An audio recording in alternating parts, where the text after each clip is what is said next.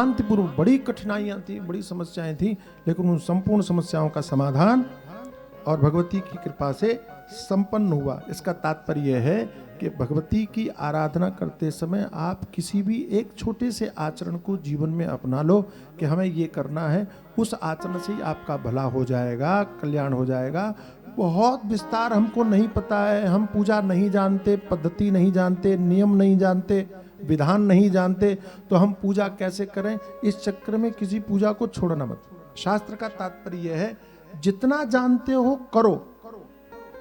हमने करने को महत्व दिया। आपको बहुत कुछ नहीं पता है तो बहुत कुछ के चक्कर में पड़ो भी मत। जितना पता है उतना तो कर सकते हो ना, तो उतना करो और उतना करना चाहिए। आपको जल, शिव जी पर जल चढ़ाना आता है ना, तो जल चढ़ाओ, ज्यादा झंझट करने की क्या जरूरत है, लेकिन चढ़ाना मत छोड़ो। आप कहो कि महाराज हमने सुना है कि दूध चढ़ाना चाहिए, दही चढ़ाना चाहिए, शहद मध चढ़ाना चाहिए, शक्कर चढ़ाना चाहिए, घी चढ़ाना चाहिए, पंचामृत चढ़ाना चाहिए, उसमें ये मंत्र बोलना चाहिए। हमको तो कुछ नहीं आता है, तो तुमको क्या आता है? बोले हमको जल चढ़ाना आता है, तो तुम जल चढ़ाओ। हमारे पास दूध नहीं है, तो दूध चढ़ाने के लिए कोई बोल रहा है क्या? शिव जी ने कभी कहा कि तुम घर से दूध लेके आना तभी पूजा करना? भावेश्वर महादेव ने कभी कहा कि जब शहद लेके आना तभी पूजा करना? कहा ना?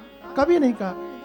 तुम्हारे पास जो साधन उपलब्ध है, और भगवान ने तो विधान बना दिया, क्या पत्रम पुष्पम फलम तोयम यो में भक्त्या प्रयच्छति।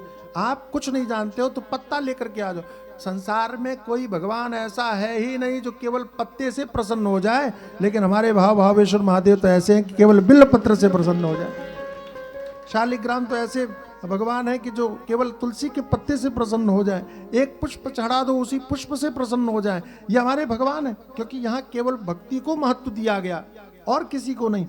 और सारी गाथाएं, सारी कथाएं, सभी पुराणों की कथाएं केवल आपको यही समझाना चाहती कि आप जो जानते हो उसी ज्ञान से परमात्मा से जुड़ने की कोशिश करो। हमारी गोपियों ने बहुत कुछ पढ़ा नहीं था, लेकिन भगवान से प्रेम किया और देखो वो सबसे बड़ी भक्त हो गई। यही मैं निवेदन करता हूं। ये कथाएं भी यही कहती। तो बोले महाराज फिर हम क्या करें? अच्छा, कोई सरल, अच्छा हर आदमी सरल साधन चाहता है, कोई सरल साधन बताओ। आप कहते हो बीज मंत्र अकेले बिना गुरु के नहीं करना चाहिए, तो फिर हम क्या करें? तो चलो ठीक है, आपको एक काम कह देते हैं, एक चीज बता देते हैं। बोले क्या? बोले देवी की उपासना नवरात्रियों में करनी चाहिए। ये तो कर सकते हो। उसमें क्या करना होता है? बोले उसमें व्रत करना होता है। व्रत करने का मतलब है कि खाना पीना छोड़ दो। एक बहुत बढ़िया बात बता, हमारे गुरुजी एक बात कहते हैं कि महीने में एकादशी 2 आती है ना, 2 एकादशी। एकादशी में क्या नियम है? ऐसा कहते हैं जो व्रत करते हैं, जो नहीं करते उनके लिए नहीं, लेकिन जो व्रत करते हैं उनके लिए बता रहा हूं। तो क्या कहते हैं कि महीने में कम से कम 2 बार बिना खाए भगवान का भजन करो। समझ में आया? एकादशी में क्या भोजन छोड़ दिया, तो भोजन छोड़ करके क्या करना चाहिए? बोलो, भजन करना चाहिए। समझ में आया ना? भोजन छोड़ के क्या करना चाहिए? बोलो, भजन करना चाहिए। तो महीने में कम से कम 2 बार भोजन छोड़कर भजन करना चाहिए। साल में कम से कम 24 बार भोजन छोड़ करके भजन करना चाहिए। मेरी बात समझ रहे हैं ना? हाँ। गुरुजी कहते हैं अच्छा अब एक बात बताओ। बोले क्या? बोले साल भर में कोई ऐसा एक दिन बताओ जिसमें लिखा हो कि इसमें भजन छोड़ करके भोजन करना चाहिए। लिखा है क्या? बोलो बोलो। साल भर में कोई दिन है क्या ऐसा? एक दिन भी ऐसा नहीं है कि जिसमें भजन छोड़ करके भोजन करने का विधान हो, लेकिन भोजन छोड़ करके भजन करने का विधान अनेक बार है। और हम लोग क्या करते हैं? भजन छोड़ देते हैं, भोजन नहीं छोड़ते। अच्छा, जिसमें भोजन छोड़ने के लिए कहा एकादशी में, नवरात्रियों में, उसमें हमने क्या किया कि भोजन छोड़ने की जगह जो फलाहार बनाया वो भोजन से ज्यादा बना लिया। हमारे एक सज्जन है, वो हमसे कहने महाराज मैं बड़ा परेशान हूं। मैंने कहा क्या हुआ? पेट खराब हो गया। मैंने कहा कैसे हो गया? कहते कल एकादशी थी तो मैंने कहा एकादशी तुम्हें तो पेट सही होना चाहिए। बोले नहीं, वो पकौड़ियां बनी थी, ज्यादा खा गया। अब बताओ, एकादशी से पेट खराब हो तो कैसे भला होगा? आई बात समझे? तो नवरात्रियों का व्रत करना चाहिए। व्रत में क्या करना है? बोले खाना छोड़ दो और शरीर को भी थोड़ा आराम मिले, उपवास करना चाहिए। फिर भी शरीर को कष्ट न हो ऐसा आहार ले लेना चाहिए। शरीर की अनुकूलता के हिसाब से आहार लेना चाहिए। तो प्रमुखतया 2 नवरात्रि हैं। एक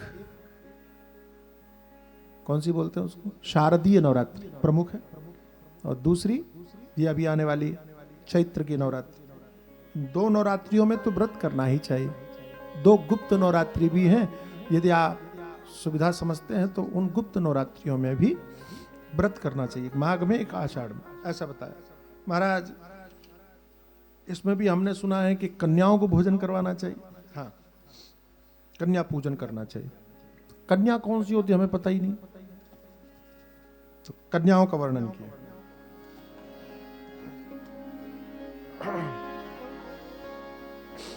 एक चीज और कही, ये नवरात्रि में कभी करके देखना आप, बड़ा आनंद भी आएगा और उसका फल भी मिलेगा आपको।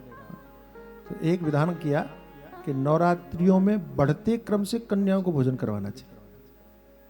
मतलब पहली तिथि को 1 कन्या, दूसरी तिथि को 2 कन्या, तीसरी को 3, चौथी को 4, 5, 6, 7, 8, 9, ऐसे बढ़ते क्रम से आपको रोज कन्याओं को भोजन करवाना चाहिए। अच्छा, हम लोगों का रूढ़ ऐसा हो गया कि अष्टमी के दिन कन्याओं को भोजन करवाते हैं। देवी भागवत के अनुसार विधि ये होनी चाहिए कि आप नवरात्रियों में प्रतिदिन कन्या भोजन करवाओ। कम से कम 1 कन्या तो जरूर करवाओ प्रतिदिन, कम से कम।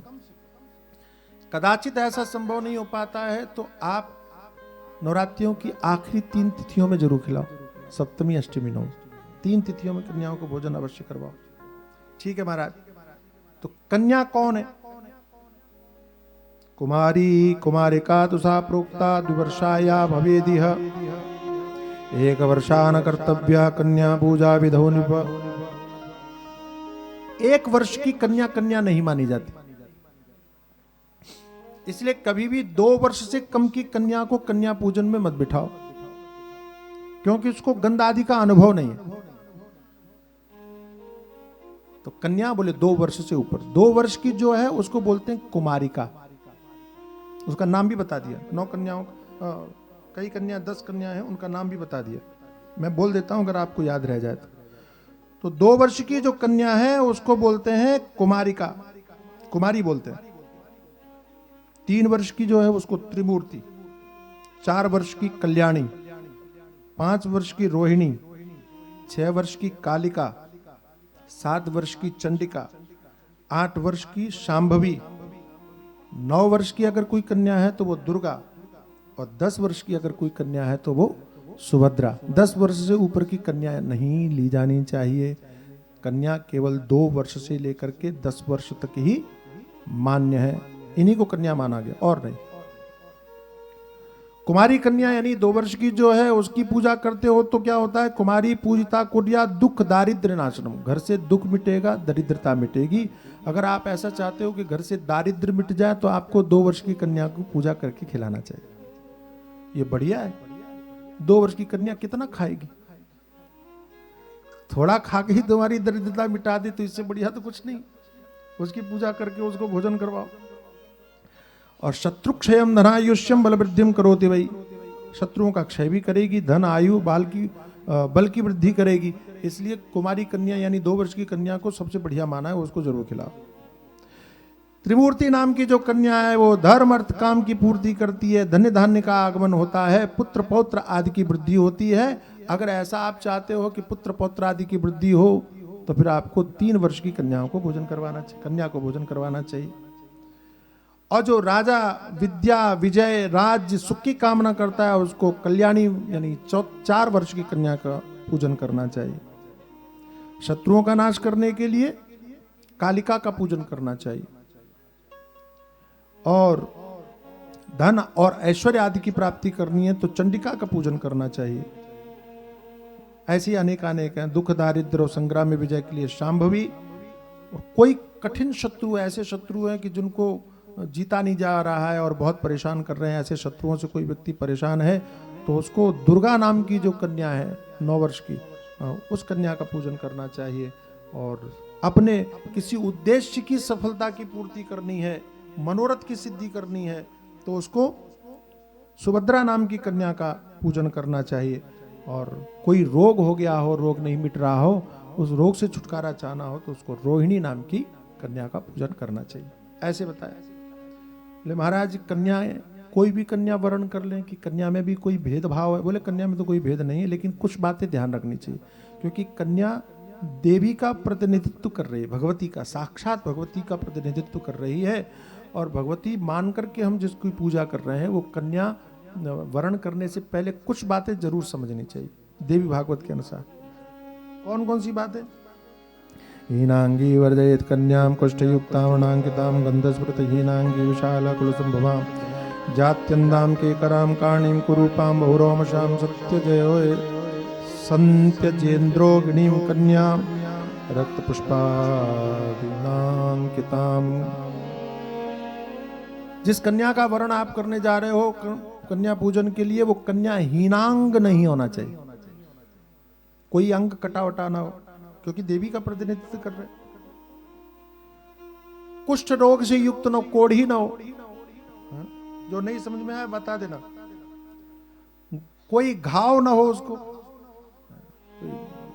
कई बार वो फोड़ा हो जाता है, कुछ हो जाता है, ऐसी कन्या को आप कन्या पूजन में नहीं बिठाना। शरीर से दुर्गंध आ रही हो, बदबू आ रही हो, ऐसी कन्या का भी वर्ण नहीं करना चाहिए। और यह भी कह दिया विशाल कुल में अगर उत्पन्न हुई हो, बहुत बड़ा भारी परिवार है उसके, तो बोले वो ठीक नहीं, उसको भी नहीं। जात्यंधाम, तो जो जन्म से अंधी हो उसको भी कन्या के रूप में वर्ण नहीं करना चाहिए। केकराम, अच्छा केकराम जानते हैं आप? कैसे बताऊं? कहीं पे निगाहें कहीं पे निशाने, देख कहीं रही हो और नजर कहीं हो, उसको क्या बोलते हैं आप लोग? हाँ बस बैंगी, बैंगी बोलते, क्या बोलते? केकराम, ठीक है। ऐसी कन्या का भी वर्ण नहीं करना चाहिए। काणीम, तो एक आंख बंद हो, और वो भी नहीं। कुरूपाम, तो भगवती का प्रतिनिधित्व कर रही है, तो कुरूप भी कन्या का वर्ण नहीं करना चाहिए।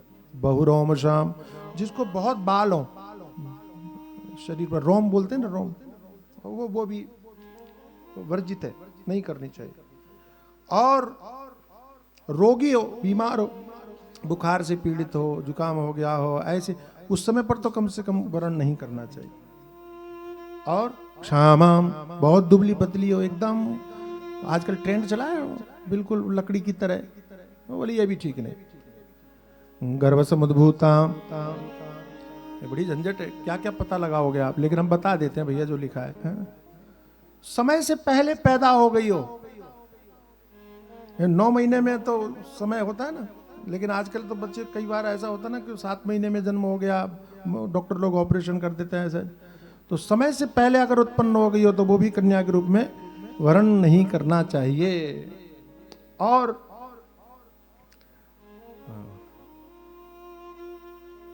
जन्म से पहले पिता मर गया हो उसका, मां विधवा हो गई हो, बच्चा पेट में था, बाद में जन्म लिया, ऐसी कन्या को भी कन्या के रूप में वर्ण नहीं करना चाहिए। क्या क्या पूछोगे आप? वर्जनीया सदा चैता सर्वपूजादि कर्मसु अरोगिणी, जो रोग रहित हो, रूप स्वरूपांगी, रूपवान हो, सुंदर हो, व्रणवर्जित हो, ऐसी जो कन्या है उसी को आप देवी के रूप में पूजे। अच्छा महाराज एक बात और बता दो। बोले क्या? तो ब्राह्मण की कन्या लेनी चाहिए, क्षत्रिय की लेनी चाहिए, वैश्य की लेनी चाहिए, शूद्र की नहीं लेनी चाहिए, ऐसा भी है क्या? बोले नहीं, ऐसा नहीं है। तो चारों वर्णों की कन्या ले सकते हैं? बोले हाँ। देवी भागवत, ब्राह्मणी सर्वकार्येषु जयार्थे निपुवंशजा लाभ हरदे वैश्यवंतोत्ता मता वा शूद्र वंशजा। कन्या की कोई जाति नहीं होती, कन्या सब कन्या देवी की रूप है, इसलिए सभी जातियों की कन्या स्वीकार्य है, पूजा में बिठाने योग्य। कोई भेदभाव दिमाग में मत रखना, वो भगवती के रूप में है, इसी रूप में उनकी पूजा करना। हाँ इतना कह दिया, संपूर्ण कार्यों की सिद्धि के लिए ब्राह्मणों की कन्या, विजय प्राप्ति करनी है तो राजवंश की कन्या, क्षत्रिय कन्या, और धन लाभ करना है तो वैश्य और शूद्र की कन्याओं की पूजा करनी चाहिए। इन कन्याओं का विधान बता दिया और अष्टमी तिथि को सबसे ज्यादा महत्व बता दिया कि अष्टमी तिथि को तो जरूर पूजा करनी चाहिए। अष्टमी तिथि का महत्व क्यों है? बोले अष्टमी तिथि का महत्व यह है कि जो भगवती है दक्ष का यज्ञ विध्वंस करने के लिए अष्टमी के दिन ही उनका प्रादुर्भाव हुआ था, योगिनियों के सहित भगवती प्रकट हुई थी, इसलिए उस तिथि की सबसे बड़ी महिमा है। बोलो अम्बे मात की जय। इसलिए अष्टमी तिथि को विधि विधान पूर्वक भगवती की पूजा उपासना करनी चाहिए। कोई व्यक्ति अगर नवरात्रियों में 9 दिन व्रत नहीं रह पाता है तो उसको भक्तिभाव से कम 3 दिन व्रत अवश्य करना चाहिए। सप्तमी अष्टमी नवमी कहते 3 दिन व्रत करने से भी नवरात्रियों का फल उसको प्राप्त हो जाता है। और मैं कई बार निवेदन करता हूं कि अपने बच्चों को, बच्चियों को आपको व्रत करने के लिए प्रेरित करना चाहिए। किसी रोग के कारण, किसी डॉक्टर ने मना करने के कारण आप व्रत नहीं कर पाते हो तो कोई बात नहीं, लेकिन अपने बच्चों को प्रेरित अवश्य करो। हमारे यहाँ ज्ञान उल्टा होता है, हम अपने बच्चों को मना कर देते हैं कि नहीं नहीं अभी तुम्हारी उम्र नहीं हुई है, अभी तुम पूजा मत करो, तुम व्रत मत करो, तुम उपवास मत करो, तुम ये मत करो, तुम पढ़ाई करो। नहीं नहीं नहीं, उनसे कहो नहीं, पहले पूजा करो, पहले धर्म को महत्व दो, पहले संस्कारों को महत्व दो। पढ़ाई तो जैसे तैसे हो ही जाएगी, अगर पढ़ लिया और संस्कार नहीं मिले तो वो किसी काम का नहीं रहेगा। और मैं पूरे विश्वास के साथ आपको कहता हूं कि अगर आपने अपने बच्चों के अंदर में संस्कार भर दिए तो एक बार विद्या नहीं रहेगी तो भी वो जीवन में कभी दुखी नहीं रहेगा, ये गारंटी दे करके कह सकता हूं। संस्कार बच्चों को जरूर देना। जैसे मुसलमानों को देखो आप, वो छोटे छोटे बच्चों को रोजा रखवाते हैं, 40-40 दिन तक पानी नहीं पीने देते हैं, जबरदस्ती कहते हैं। और हमारे बच्चे अगर व्रत रखना भी चाहें तो हम मना कर देते हैं कि तुम मत करो, और कहने में कहते कि तुम्हारी उम्र नहीं हुई है, तुम ये मत। अरे मेरे भाई, लड़ने की उम्र हो गई है, झूठ बोलने की उम्र हो गई है, चोरी करने की उम्र हो गई है, दुनियादारी करने की उम्र हो गई है, लेकिन पूजा करने की उम्र नहीं हुई, पाठ करने की उम्र नहीं। ऐसा बोल करके आप उनको धर्म से दूर करने का काम मत करो। एक बात और बताऊं आपको, एक काम और करना। जब आप कन्याओं का पूजन करते हो, करते ही हो, नवरात्रि में करते हो, पूजा करते हो कन्याओं देवी के रूप में, हाँ या ना? करते हो ना, कन्या पूजन करते हो। तो एक काम और करना। क्या करना कि जब कन्या तुम्हारे घर में आए और उसकी पूजा करो तो तुम तो पूजा करो ही, अपने बच्चों से पूजा जरूर करवाना। समझ में आया? बच्चों से जरूर करवाना। उन बच्चों के मन में आना चाहिए कि ये देवियां हैं, और देवी भाव की सात्विकता अगर आ गई तो मैं पूरे विश्वास से कह सकता हूं कि तुम्हारा बालक कभी भी पथभ्रष्ट नहीं होगा, कभी गलत रास्ते पर कदम नहीं रखेगा। हम इस बच्चियों की रक्षा की बात करते हैं, लेकिन बचाना किससे है? बचाना तो लड़कों से है ना। तो लड़कों से कैसे बचाओगे? ये लड़कों के अंदर का राक्षस तुमको बचपन में ही मारना पड़ेगा। तुम्हारे अंदर में ये भाव, तुम्हें उनके अंदर में ये भाव भरना पड़ेगा कि भाई ये देवियां हैं जिनकी पूजा कर रहे हो, उनके हाथों से पूजा करवाओ, ताकि उनके अंदर में देवी भाव प्रकट हो, उनके अंदर में सात्विकता का भाव प्रकट हो। ये नवरात्रि की महिमा का उल्लेख किया। और उसके बाद में नवरात्रि की पूजा किस किस ने किया है, कौन कौन से विख्यात व्यक्ति ने किया है। जैसे भगवान श्री राम ने किया, जैसे भगवान श्री राम ने व्रत भी किया नवरात्रियों में, कन्या पूजन भी किया, यज्ञ भी किया। कैसे, कब किया, तो वो कथा हमको जाननी है, वो सुनना है, कृपा करके आप हमको बताइए। तो अभी रामचरित्र और क्रमशः भगवान श्री कृष्ण का चरित्र हम लोगों को श्रवण करने को मिलेगा। श्रीमद् देवी भागवत में भी भगवान कृष्ण का बड़ा सुंदर दिव्य चरित्र है। उनकी लगभग पूरी लीला का वर्णन है, तो संक्षिप्त, लेकिन प्रायः जो भागवत में आप श्रवण करते हो वो संपूर्ण लीला का वर्णन श्रीमद् देवी भागवत में जन्म से लेकर के और द्वारिका तक की लीलाओं का वर्णन है। और थोड़े थोड़े समय में छोटे छोटे में कहा है, लेकिन संपूर्ण लीला को कहा है। राम जी के चरित्र को भी कहने का प्रयत्न किया है, और हम उसको क्रमशः श्रवण करते चलेंगे और प्रयास करेंगे कि कल देवी का जो प्रादुर्भाव हुआ महिषासुर को मारने के लिए, वो भी कथा कल हम आपको सुना सकें। हम प्रयत्न करेंगे कि कल भगवती का प्रादुर्भाव हम करवा सकें। बोलो अम्बे मात की। भगवान भगवती का कीर्तन करते हुए और उसके बाद भजन सुनेंगे, फिर आरती करेंगे। जय जय माँ, जय माँ, जय जय माँ, जय जय माँ जय माँ जय जय माँ जय जय माँ जय माँ जय जय माँ जय जय माँ जय जय माँ जय माँ जय जय माँ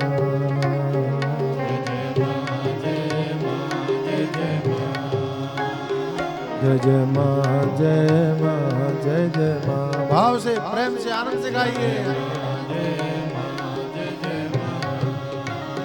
जय जय माँ जय माँ जय जय माँ जय जय माँ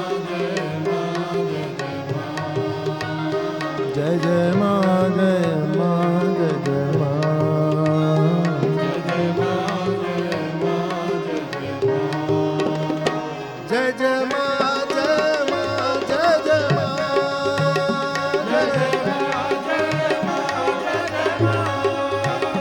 जय जय माँ जय माँ जय जय माँ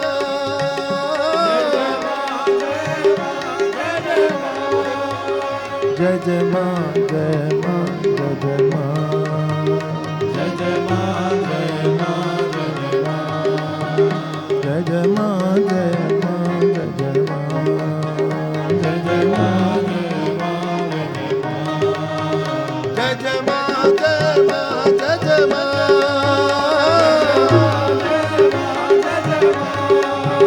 जय जय माँ जय माँ जय जय माँ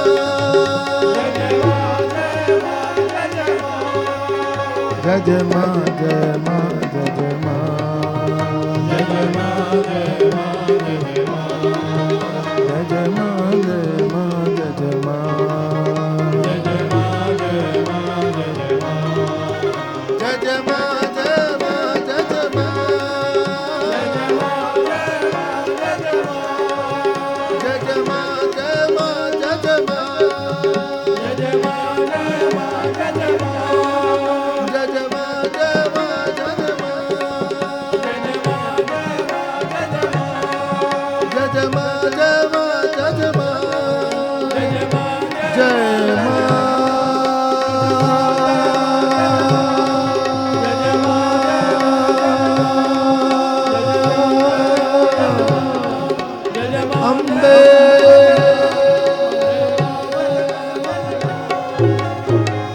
अम्बे मात की जय। बोलो राधा रानी सरकार की जय। राधा रानी को